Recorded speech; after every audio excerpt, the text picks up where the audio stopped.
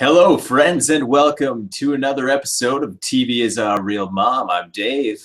I'm Catie. And you are listening to our weekly Survivor recap podcast, in which we break down the latest episode of Survivor. And Catie, where have we been? That's a good question. I don't even remember.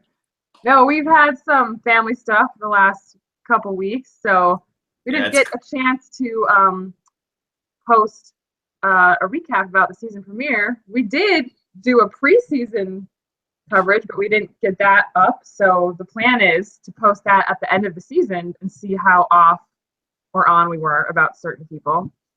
Yes. So that'll be fun. That is the plan. Didn't get that up in time for the season premiere, so we'll just go ahead and post that at the end. Right. And tonight we're just going to kind of recap episodes 1 and 2 in a sort of one episode thing. So yeah. Episode 1, it was a long episode, but other than the cyclone and David and the legacy advantage and then the Triforce, which I hate to even say because it completely taints the wonder that is Zelda, but whatever. That's what they wanted to call it, so we'll call it that for right now. But anyway, we can kind of, quickly blow through episode 1 and then focus on episode 2, because I think episode 2 is really good. Yeah, I think episode 1 was very much an introduction of the characters, and as we talk about the characters in episode 2, we're going to kind of cover the same ground that we would have covered in episode 1 anyways. Right. We'll just touch on the main things that happened in episode 1 that are of interest. And I think the first thing would probably be Jessica finding the legacy advantage. What do you think of this thing? I think it's a really cool concept that whatever it is, it has to come into play. Like, it's not going to be something that's going to be thrown in the fire or someone's going to leave the game with it. Like, it's going to come into play because you have to pass it on to somebody. But it's probably going to be, it's going to have all this build-up, 36 days, or in season terms, 2.5 months of build-up, 3 months of build-up. Yeah. And no matter what it is, it's going to be a letdown because it can't be something so big that it alters the outcome of the game, So it has something to do with the jury. My feeling is that it has something to do with the jury. But like last season, how they had a vote you could take away, like I feel like it might be something like that, but I don't know. Yeah. Last season it was Neil, right, that ended up not being able to cast a vote. Or he basically got voted off the jury is what happened. He did. He really got screwed. Yeah, Neil had a rough go of it. But yeah, I think that's a good theory, Catie, that possibly it's something to do with the jury, not just like a challenge advantage. Because it has to be something different for them to do it in such a different way and have it carry so far into throughout the whole season. We'll be thinking about this thing and people will be passing it on. Because didn't it say it's required to be passed on? Like if you you have to will it to someone. You have to. That's where the name legacy comes in, is that it outlasts you. That is the legacy you're leaving behind. Yeah. But just giving it a name like that implies that it's something big. But how big can it be? I guess we'll see. I wonder if it's like after you get voted out, you talk to production and they're like, who do you want to pass it to? No, that is how it works. That's what I was told. Like, it's just going to appear in that person's bag. You were told that? Oh no, I wasn't told that. Sorry, I read that. I was like, have you been talking to Probst? Yeah, I've made some major connections in the off season. Definitely. Have you been holding out on me? I could have met Probst this whole time, and God, I wish. No Probst in my life. But no, there was an article. I don't remember where I read it, but it will appear in someone's bag. Yeah, that makes sense. Next day. That's kind of how they can tell the person, or they cannot tell the person, like, that it's or you coming. can do it as like an FU, like, aha, now you're gonna have this, and the target's gonna be on your back or something. Yeah. I don't know how it's gonna play out. I feel like it'd be pretty easy to keep this thing a secret though if you wanted to. Like, well, you mentioned in this episode. Yeah, I guess, but you could see someone in tribal council like kind of say, "Hey guys, just so you know, after I got voted out, or when I get voted out, I'm going to leave the legacy advantage to this person. So just so you know, they're going to have it." So then everybody knows that's a way I suppose you could paint a target on somebody's back if you wanted to. Yeah, it's just it's a spiteful thing to do because you're out of the game at that point, but it'd be funny. Yeah. So how far do you think Jessica will take this? Do you think she can just hang on to it and go all the way? No, she's in a majority alliance and she's like non-offensive and kind of boring enough to go far, I think. Yeah, I agree. I think I could see her just kind of making it all the way without having to will it to anybody. So could I. Yeah. I could definitely see her working her way to day 36. If not, wouldn't that be funny if she got like right there, day 34 and 35, and then she had and then she didn't get to have it. See what it was. She'd be like, damn it, I want to know what that was. Yeah. But as was it Jay that pointed that out in tonight's episode? Survivor. What? Something crazy always happens. So yeah. Well said by Jay there. He was saved by Michelle. Well, we can get to that later, but that's episode 2 stuff. But yeah, he was right. Something crazy always happens. I mean, basically, you can't count on Jessica making it to the end based on what's happening right now. Exactly. Because as Jay said, something crazy always happens. Yeah, and they're not going to put that soundbite in the episode if it's not going to bear fruit in like 5 minutes. As it did tonight, yeah.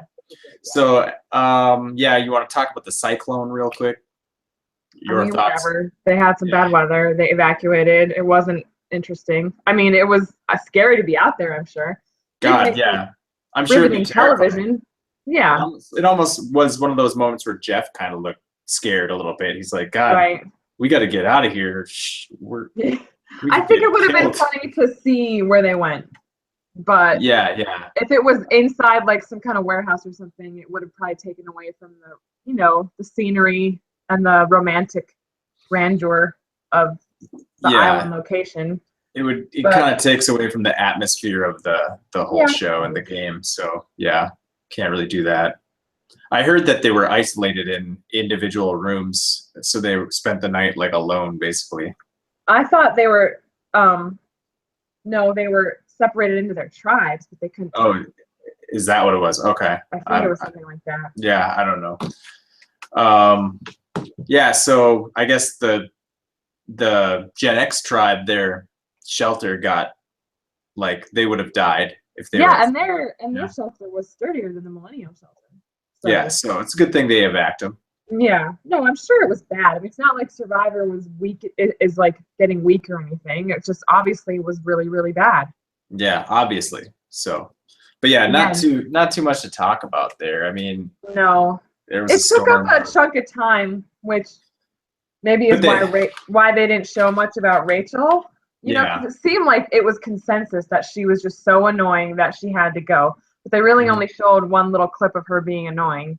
And they showed so much of David being like unbearable. Like, I'm shocked that guy didn't get voted out. I knew David wasn't going to be voted out in episode 1. It just why? Because they used him in like preseason coverage and stuff. Yeah, the preseason stuff, and just I feel like they're trying to paint they weren't painting an exit story for him. They were painting a let's set up his arc kind of thing. They love a Cochran story. They do. Yeah, definitely. They're not going to let that go. No. So, I kind of had a feeling it was going to be Rachel at the one part where she did say that. Yeah. And as soon as they mentioned her, I was like, that's who it's actually going to be. They're going to give us all this David stuff. And then, I had a feeling that's who it would be. Yeah. How about you? You kind of thought it would be David? I kind of had the same feeling, probably Rachel, right? I thought in my head, why would David get voted out when they showed him so much in the commercials and the preseason or at the finale of Korong, they showed he was featured a lot in that little preview. So I was like, why would he be the first one voted out? That usually isn't how it works. So that was the only thing. But if I didn't know that, if I hadn't seen those previews, I would have been like, yeah, this guy's going home. So. Honestly, I kind of felt the same way about tonight's episode with Figgy. I kind of knew Figgy would stick around too, because it just seems like there's so much more left for the Triforce the Triforce Alliance. There's so much more there that so they can defile the Triforce for future episodes to come. exactly. And How dare they? I guess I just kind of had a feeling it was gonna. It sucks that it had to be Mari though, right? Yeah, Mari. The irony is that Mari's a gamer and she got taken out by the Triforce. Yeah. Wow. Wow. Not Katie. right. That is a great point you make there. Awesome. Poor Mari. If she only knew that's what they were calling themselves, she'd be appalled. Because probably only Jay is running around there knowing that the Triforce is an awesome name. And Figgy and Taylor are like, whatever. Let's go make out. I don't know what the Triforce is. Mari's YouTube followers are probably livid right now. Yeah. Just, so pissed off. Oh my God. So let's talk a little bit about David. David had a good night tonight, I would say. He did have a good night. I'm glad to see. I didn't see the partnership with him and Ken coming. I thought that was cool. We haven't posted our preseason, cast assessment yet, but I was very hard on Ken, and I called him Smug McDouche, thinking that's what I was going to call him the whole way through. Yeah. He doesn't seem that douchey at all. It might just be his way of speaking. It comes off like... Well, I think it was the one comment that we got hung up on. He made a comment about how his daughter said, "Can we give the money to homeless people or something?" And can we help more homeless people? Yeah, so now we can help more homeless people? There's no way she said that. Yeah, we didn't really buy it. Maybe his daughter, now that we've seen a little bit of Ken's true character, he does seem like maybe his spawn could be that caring. I don't know. Maybe. Yeah, I don't know. But that we kind of thought that was BS and that he was like just a smug douche. And and how he's like, one night stands, those are a thing of the past. And I'm like, yeah, way to make the sacrifice, Mr. Father of the Year. But he didn't come off well in his video. No, I think we just better now. Yeah, it's a snap judgment we made, and he's coming off a lot better in the show. To be fair, on those preseason videos, you can't. That's the only thing you can do is make a snap judgment. Yeah, and it's a minute and a half. Right. And it's and they're one thing in those videos, and then when they start playing the game, they're either their true self comes out or they're playing the game and they have to be something different. Or they adapt or camouflage as needed. Yeah. Unlike Michaela, who I find endlessly entertaining and hope she sticks around forever. God, but she will not camouflage for anyone. She's going to be her. She was fantastic today. Oh my God. I loved her.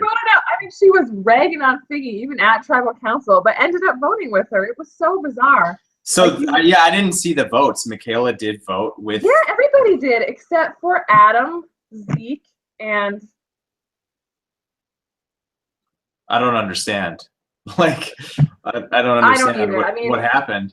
Like, I guess that means Michaela believed what Jay said about how her name was next on the block. Because they told her that they want to get out Figgy, and then they said we'll get out Michaela next because Michaela's an easy vote. So that means Michaela bought that.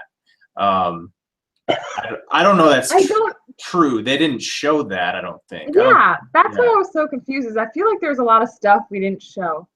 I think Jay maybe played her though. Maybe Jay played her. Maybe he's good. Maybe. Yeah. He's not as I'm not talking about Taylor. Taylor is as dumb as he looks. If not dumb. Jay, though, is his name Justin or Jay? What the hell is his name? He goes by Jay, I'm pretty sure. Okay. Yeah. Jay isn't as stupid as he looks, which isn't saying a lot, but he does seem a little bit more ahead of the game than Taylor and Figgy. I think he's watched the show more, probably. Yeah. He seems to get like, power couples always get voted out of this game, bro. Yeah, but he also said that no Survivor couple has ever lasted. Yeah, how about Boston Rob and Amber? Yeah, they have 4 children. They each won $1 million, and they're like the king and queen of Survivor. So yeah, so power couples don't always do bad. But when they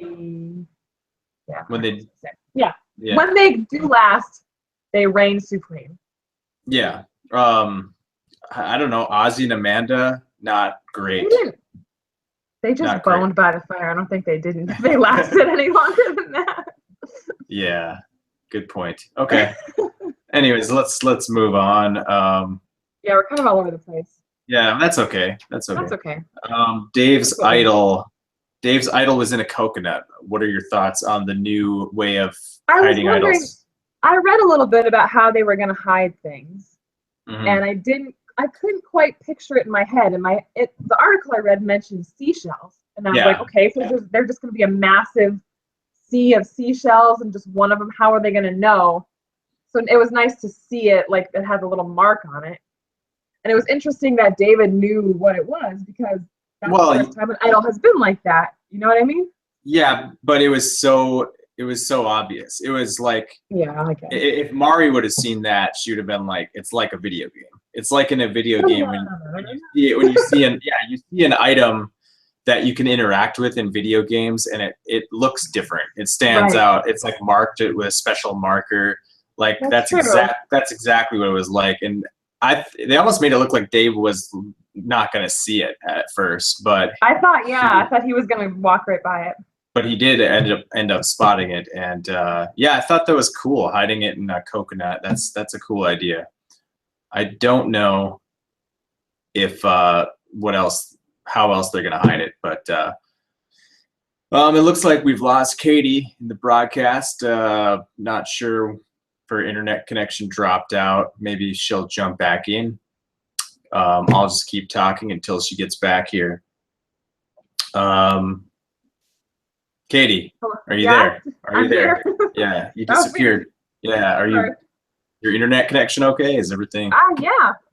I'm okay. I'm back now. Sorry. All right, no, that's cool. Let's just pick it up where we left off. You liked the idol. Yeah, that's pretty much all I was gonna say. No, I liked it too. It was interesting, and I always like it, no matter how the idol is disguised or hidden or whatever. I always like it when someone who really needs it finds it. Unless I hate that person. But in the case of David, I like him. And I don't like the whole Paul's posse. I don't really like Paul's posse. I don't really like Paul. There's people in his posse I like. Not a big Paul fan. Yeah, he seems a little arrogant. Yeah, so I was glad that David found it. And then when you saw his little partnership with Ken, I thought that was just too precious. Oh, we're going to call that the Sideways Alliance. Why is that? Sideways is one of my favorite movies. If anyone out there has seen it, you'll know what I'm talking about. And it's about two guys. One's a very neurotic writer who goes on his bachelor trip with his really like heartthrob, sexy friend, and they like help each other, kind of. So yeah, I feel like the comparisons fall a little short when you're. Is it David Hyde Pierce or what's his name again? That's Hayden Church. Thomas Hayden Church. Hyde Pierce is Niles. That's Niles from Frasier. Okay. Yeah, so right. Thomas Hayden Church and Ken. That's a little meh, but I like the analogy. It's funny. They're the Sideways Alliance now. Yeah. But what did you think on that note? Did you think it was smart of David to show Ken? Because it's not always smart to share your idol with someone. Yeah, Catie, our sister Catie, was immediately like, she was like, no, what is he doing showing his idol? And you said, well, I think that was actually probably a good move, and I actually kind of agree with you. I feel like those two were obviously bonding, and it wasn't like can I trust this guy? It was like, these two need each other, they know it. So when you have a bond opportunity like that, you might as well solidify that thing, right? And show them on the bond. Yeah, they're gonna have to come up with a plan that'll benefit them. They're gonna have to work together and trust each other. So right. I think if they would have had to go to tribal council tonight, David would have ended up having to play that thing. And unfortunately, I would kind of wish they would have gone, because I think they could have gotten Paul out tonight if they wanted to. I still think that'll be their target when they go again. Sure. But yeah. The thing that sucks is that Paul is shockingly really good at challenges, even after he almost has a heart attack. Whereas David can't. He did. Yeah. Which is why, I mean, I was thinking about that as I was watching the challenges. I'm like, yeah, there's like, I love how there's different approaches you can take to the game. You can go into the game good at challenges and prove to your tribe that you're good at challenges and you're worth keeping around, or you can go in like David, and your only asset is smarts. And so the only thing you can do to get through the early phase of the game is find an idol early. Yeah. And he did what he needed to do. He did, yeah. And that's what's cool is you have those options and you're able to work that. And David did it. That's awesome, because now he's probably going to be voted for at the next vote, and he'll play that idol and he'll get somebody else out. I think that's what's going to happen. So that's pretty awesome. Yeah, it's always fun too when an idol comes into play. I like when it comes into play early too, because then more are going to come into play. So yeah, you give that person that's at a disadvantage physically a chance, but it's up to them. It's up to them to get it, and he got it. So yeah, that'll be cool to see if he actually plays it. So he better. Yeah, I mean, he'd be an idiot not to. He has to know that he's next, especially after. Yeah. Although I guess their team won the challenge, so I was shocked too, because we've said before we play a fantasy survivor thing, and I always look at the press photos and the pictures before I make my picks to see who's gonna win. Yeah, I stopped. See if they give any clues, and they showed this little video now on the YouTube channel, the Survivor YouTube channel. Like, it just shows photos with dramatic music in the background and little statements at the bottom. And the very last photo, it said Chris ponders things before he goes to tribal council. And I'm like, oh, spoiler alert. Like, I didn't want to know that. It just popped up. But it was wrong. So thanks a lot. Yeah. Before he goes to tribal council? It just said before tribal council. Oh, so it was before the other tribe's tribal council. I guess. Or else the intern typing the captions just wasn't paying attention to what they were doing, which is probably they're not big Survivor fans, I guess. No. Oh, not sure how it works. That's too bad. So what do you think about just taking the train off in another direction, Catie? Okay. What do you think about Figgy and Taylor Lee Stalker's relationship? I want to barf all over myself and then eat it and then barf it up again rather than watch that crap in front of me. It's so like, it shows such a shocking lack of knowledge about the game, or just lack of interest in playing the game Survivor. Like, if that's what you're there for, then that's dumb. Go on a different go on Big Brother. Go on something else, you know? But they got away with it. I know. For now, for one vote. Can you fault them? The first vote, you want it to be an easy, straightforward vote. But the Millennials have to get cute about shit. They can't be straightforward like the Gen Xers. They have to be weird and twisty and creative. And so somehow Mari gets voted out of the game. It should have been a super easy, straightforward vote. And it wasn't. And and now the pretty white people just get to, flirt in the shack or whatever some more. It just seems, I don't understand why they leave those people in the game. Yeah, I don't know. It seems like an obvious choice to break up a power couple right away when you see the chance, but I mean, they really painted this out to be Michelle's doing. Like, they really made it look like she was the one who was kind of doing all the footwork here and getting people to change their vote. I mean, which was impressive. Yeah, they had her confessional where she said, it has to be someone other than Figgy. It has to be. And then somehow she manages to get them all to. I mean, I do think Jay's conversation with Michaela got Michaela to switch her vote. But I guess Hannah's vote was changed by Michelle at Tribal Council, which that blows my mind that happened. Oh, that girl is so fucked now. Oh, excuse my language. I'm sorry. Yeah. She is rude now. Why did she do that? Like, even if she would have just stuck with the plan, Mari still would have gone home. And I mean, I guess now technically she's with the 7 that voted out Mari, but how much are they going to trust her when she didn't even know what was going on before the vote? And she was like drawing all this attention to them during tribal council. Like, that's not someone I'm going to trust to keep their cool in the game. So I just think she completely screwed herself. Yeah, she definitely called out herself as one of the people that changed their votes by making such a scene at tribal council. She She won't let basically, it go.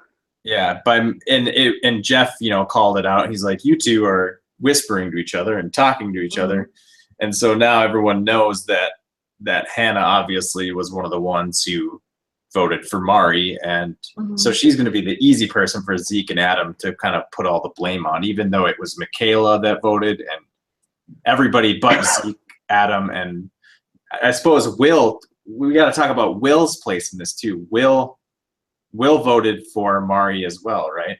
Yeah. So he sided with Michelle. Yeah. So they obviously have a bond there too. I don't get it. Why it seems last week like there was going to be this counter group with the misfits or whatever, but everyone just flocked back to the pretty people. I don't get it. Yeah, well, I think from what we've seen, Michelle is the pivot point. She's the one that can kind of work Will, work Hannah, but she's really tight. She likes Figgy. That's her like best friend in the game. And Figgy is with Jay and Taylor. So the pivot point is Michelle. I don't know if that's going to work out for her, but she's probably in a pretty good spot right now. It seems odd to me that she went to bat so hard for Figgy when, as far as I can count, the Triforce only has 3 rings or triangles. Yeah. And she was not included in that. So why is she fighting so hard to keep Figgy around? Well, I guess she doesn't know that the Triforce exists. I don't think the Triforce really does exist because those two have isolated themselves so much that Jay and Michelle, I can see maybe maneuvering themselves into something else.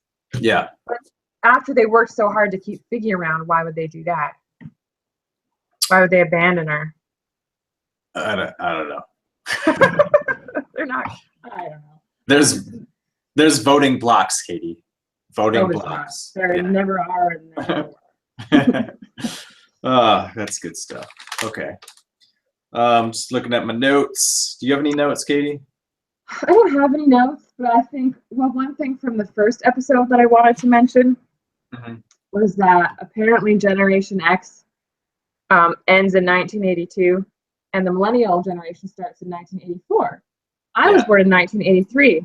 So I apparently do not have a generation. So I've been going through a bit of an identity crisis this last week or so. I don't know who I am or where I belong.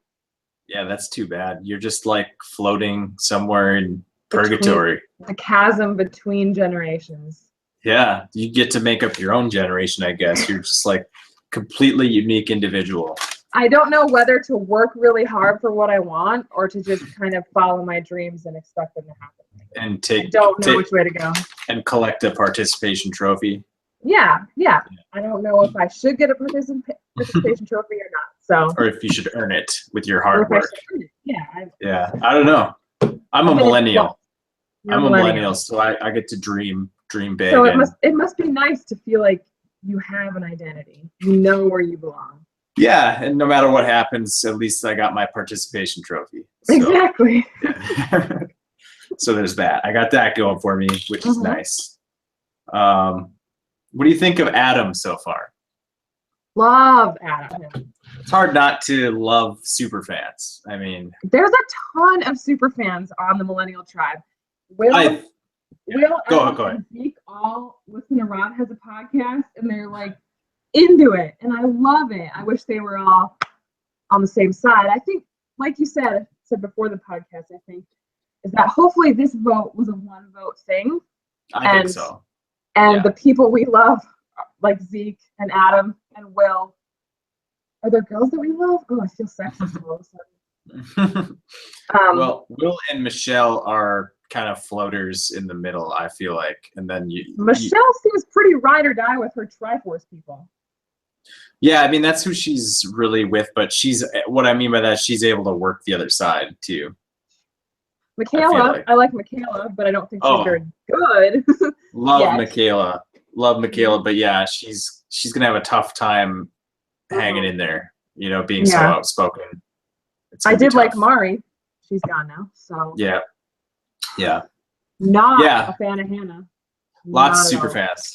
And yeah, when you said that we got lots of super fans on the Millennials Tribe, it made me think of how I really enjoyed the Millennial Tribal Council. Oh my God, what a shit show. I just love that how much they were all geeking out. They were, yeah. So like not all of them, but most of them were just like geeking out hard and expressing it. And there's something. It was very meta. It was very meta. Exactly. Survivor has become so meta, and through the eyes of these young millennials who have grown up watching the show, it was like truly a joy to watch. I really enjoyed it. I love.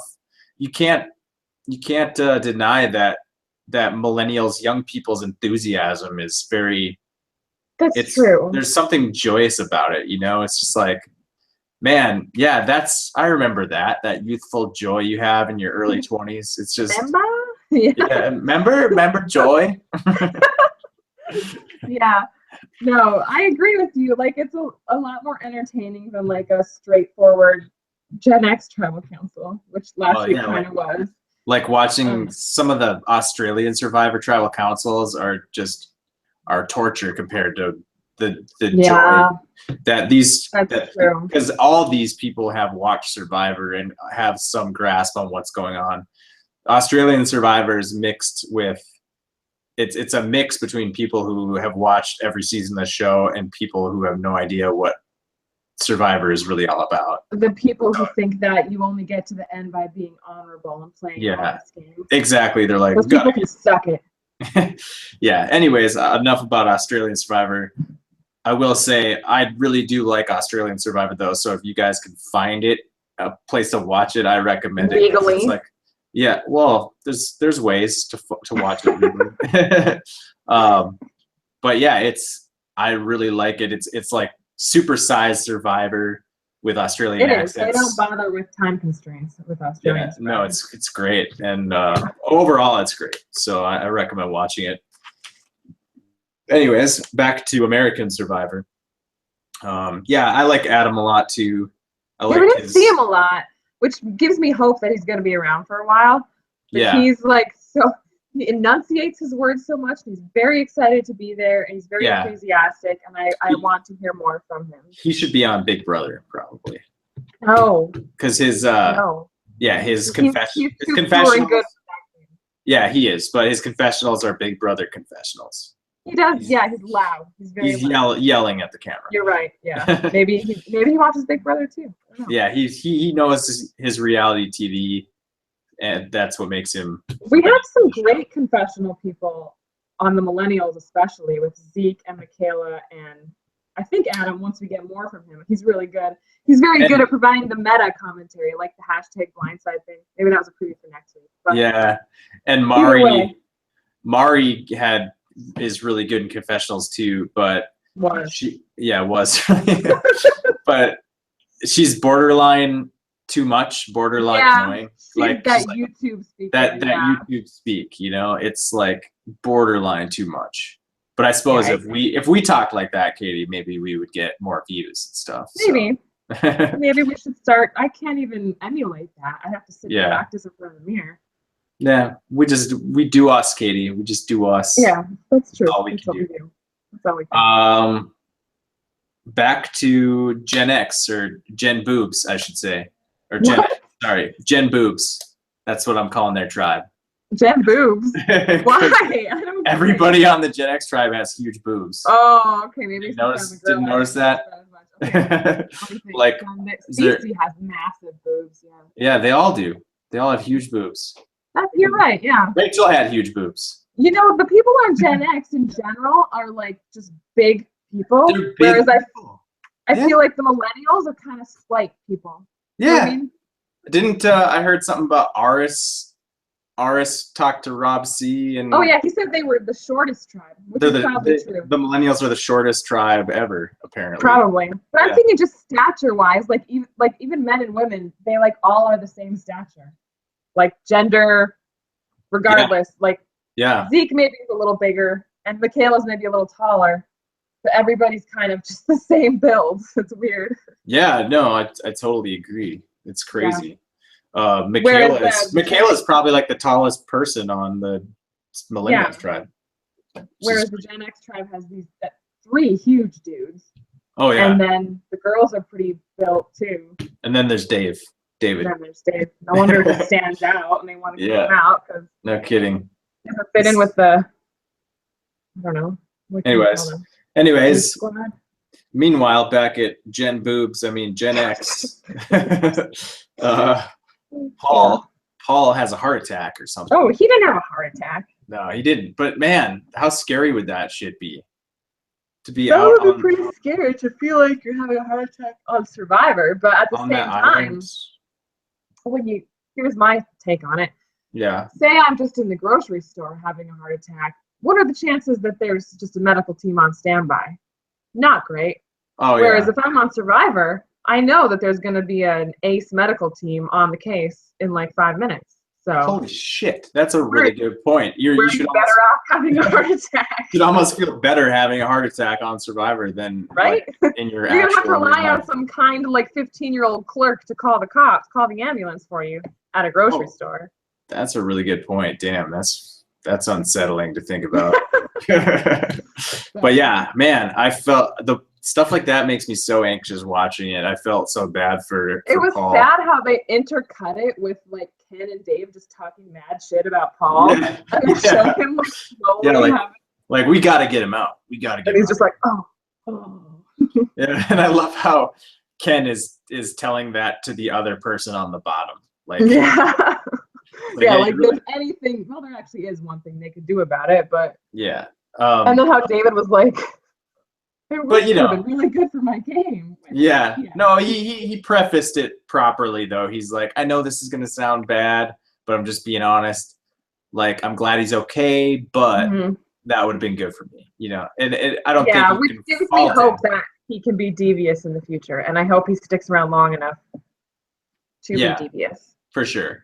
And honestly, Ken talking to Cece about that, even though she's on the bottom, it kind of makes sense. It's not like he really is going to do anything good by going to Paul's alliance and saying, we got to get rid of Paul, you know, probably. No, I mean, it's good to form a tight bond with the while bottom you are on the bottom. If they do end up hooking up with 2 other people from the other side or something, those 3 are going to have the tightest bond.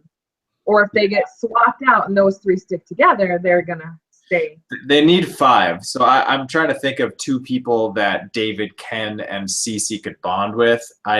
Lucy, feel like we have heard nothing from her. And I feel like she's the best option for number 4. Who's the best option for number 5? Is there another dude? Is there another dude? Chris, no. Paul, Brett. It's just the 3 big guys. They're not going to. You got Sunday. It's not going to be Sunday or Jessica. No, they seem tight. They seem tight. Who's the other girl? There's another girl. So they're going to have a tough time pulling a 5th. I just don't think the numbers are there because that bond seems pretty tight between Paul's posse seems pretty tight. Yeah, that really would have helped to lose him to a medical evacuation. Yeah. Could have saved his idol and got rid of him in one swoop. So yeah, David was really onto something. Yeah, he was. Glad Paul's okay, man. Yes, of course. That's scary. He did not look like he was not having a heart attack. You know, he sure looked like a big guy go down and say his hands are numb and say his chest hurts. Tightness in his chest. That's what you think, but chest. And I've learned this recently. Tightness in the chest can be a symptom of many things, and dehydration is one of them. I think there was probably some anxiety there. Yeah, he seems to be a control freak. He was very much played up. Yeah, he's like, I breathe control. He said. Even as he was struggling for breath. He's like, I breathe control. I'm in control. That was great editing, I thought. So, thoughts on the immunity challenge? It didn't look like Paul was struggling at all. He did great. He kicked ass in that challenge. So I liked it. I liked the underwater shots. Oh, that was really cool when they dove into the water. Yeah, well shot for sure. David looked not good. He was struggling. Doggy paddling. Oh man. He could have you must have some warning before you go on Survivor. He could have done some training. Yeah, definitely could have. I like how when they showed up and they're like, here's your first look at the new Gen X tribe, and they're like, Rachel voted out at the first tribal council, and then the millennials were like, sounds about right. Yeah. Asshole, yeah. Someone literally said that. I can't remember who said it. I think it was Mari or one of the girls was like, sounds about right. Yeah. Well, which is ironic because Mari got voted out. I wonder if the next time will say that when they see the millennials. Yeah. Another thing about the challenge I liked at the end there, when Ken lands the last ring, they didn't telegraph it this time with like a bunch of dramatic music. You're like, oh, he's not going to make this one yet because there's no dramatic music. Right. There's no build up because that always starts to build before the finish. Yeah, but it was just boom, he got it, and they're like, yeah, that's it. And I kind of like that. If you mix it up, if sometimes you do the dramatic music and sometimes he just wins. I feel like I was like, I looked down at my phone and all of a sudden it was like Gen X wins, and I'm like, what? Yeah. And there was no build up. You know what I think with that combined with the Rachel last week getting like no story, and it was no like. She was just voted out, and we didn't learn much about her. And tonight, I feel like there wasn't much focus on Mari. Well, she's had her share of confessionals, though, I think. Right, but it still seemed kind of odd. I feel like there was so much talk about the edit last season. Last fall with Steven Fishback, and then this spring with Michelle and everything, that they're just like, F the edit. We're just going to do the craziest, make this. People are going to be surprised by what actually goes down in the show. And these last 2 weeks, I kind of have been. Like, I didn't always see these things coming. So yeah, I like it. I want them on your toes. Next season, maybe they'll go back to the formula and do the edit the way they always do. But jump back and forth so we don't really know what they're going to do. I think that's the best way. Yeah. It's a good philosophy. It's a good. Yeah, it's a good. What else do I got? My notes. I'm trying to think of.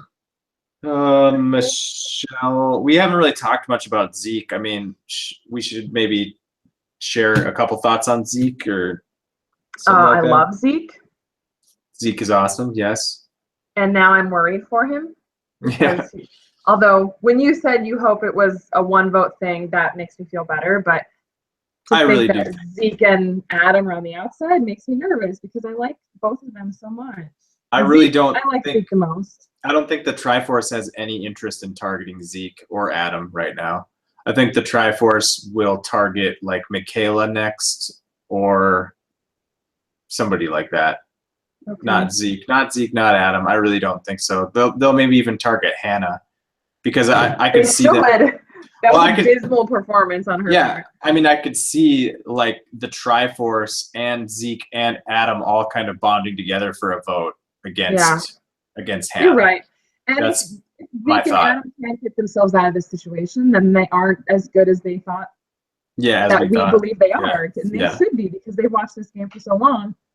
That I expect them to be able to maneuver their way out. Especially, they both seem like really personable dudes, and that they probably do have bonds with the Triforce people. So, and do you really think like they're gonna keep Michaela, who there's clearly friction with, just because she voted with them one time? Yeah, I would say Michaela and Hannah are on the block way before Zeke or Adam. Okay. Yeah, I would guess. What are your thoughts on Will? I mean, I wish I knew why he voted out Mari. I mean, all I can say, and again, this is going into edit stuff, which is not really the show itself, but since he's kind of been a little bit invisible, makes me think he's going to be around for a while. Yeah, I agree. I like the way he talks. It's just funny. It's like he's very voice. Well, not just the low voice, but he speaks so like clearly, and like it's like everyone on the Millennials tribe speaks so they pronounce their words so much, and like they enunciate. They he do. really plays it up. I mean, it's very interesting to listen to him talk. Slow too. You notice that? He does, Dave for talks sure. slow. Will talks slow. Adam talks a little bit slow. Maybe they're doing it to make sure they are heard. I talk slow. Maybe it's a millennial thing. Well, I must talk at medium speed because I'm not in either of these generations. Yep, you're right in the middle. So generationless. All right. What else, Catie? Are we getting towards the end here? Or what do you think? I think we covered most of the stuff. Yeah, I mean, we covered it. We covered it. I mean, we covered the stuff that stands out. I mean, I don't want to talk about love goggles. Yeah, no, I don't want to talk about that. So let's not. Casual hookups. Yeah. Yeah. That's the thing. I feel kind of I'm curious if once there's like some sort of merge or swap or something, like if these people that are in the middle, like my age, like Mari was, she's gone, but like Zeke and Ken is on the younger edge of Gen X. Yep, if those people are going to be drawn towards each other because they both feel kind of like not connected with their generations. So maybe that'll draw them to each other. Yeah. Because there's people who are clearly turned off by the millennial thing and within their own tribe, like Zeke, and people who were not so down with the Gen X thing, which I guess we haven't seen as much, but there's probably some of that there. Mm-hmm. Cool. Let's get into, I guess, what's happening next week. It looks like there's some sort of twist where they are drawing rocks or something. What do you think that means? It must be to do with the reward. Like maybe the millennials win the reward, and so they get to send somebody. It's got to be like I don't know if it's a tribe swap, like the tribe actually changes as much as it's like you said, it's let's switch two people so they can, or like you said, they get to send one person to spy on them or something. Yeah, like I feel like that was something they did a lot more in the early seasons of Survivor. Yeah, definitely. They did that. More like adolescent seasons of Survivor. I feel like they did that a lot, like in the teens. Yeah. But they don't really do it anymore. I'm trying to think of like an example, like from the early seasons. There was one Wow. Was there? Yeah. I just can't remember who it was. Oh, Pearl Islands. They send people to like take two items from there. Yeah. That could be something like that. It's too early for like a swap, especially with just two tribes.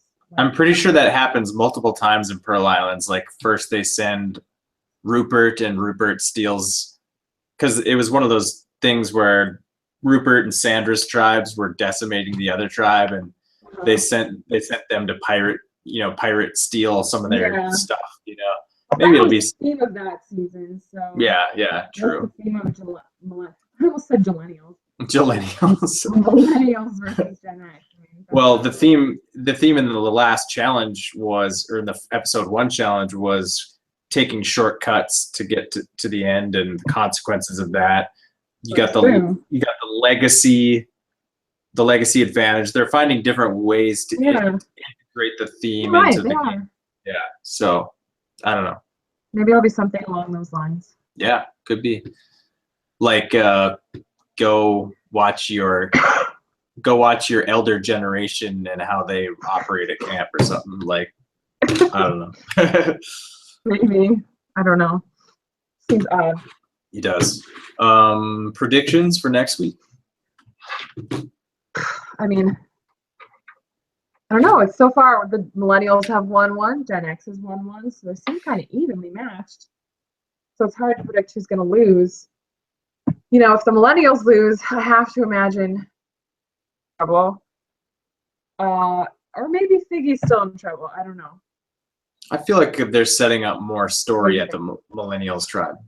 But it does seem that way, right? Yeah. But that could just be because they spent so much time there tonight because they lost. Yeah. Did you make a prediction? I mean, it depends on which tribe loses. I guess I'll go with Hannah. That's exactly who I was going to say. Hannah. Really? Yeah. Okay. I don't think she handled tonight well at all. No, I think it's going to bite her in the ass. And if it's So not, and the preview for next week, she looks completely flabbergasted at how angry Zeke is with her and all this kind of stuff. So obviously she's taking the brunt. Even though it wasn't entirely her fault, it looks like she's taking it the hardest. So yeah. oh. Yeah, I'll go with Hannah too. All right. All right, well, that's it for this episode. We'll see you guys next week when we break down episode 3. Episode 3.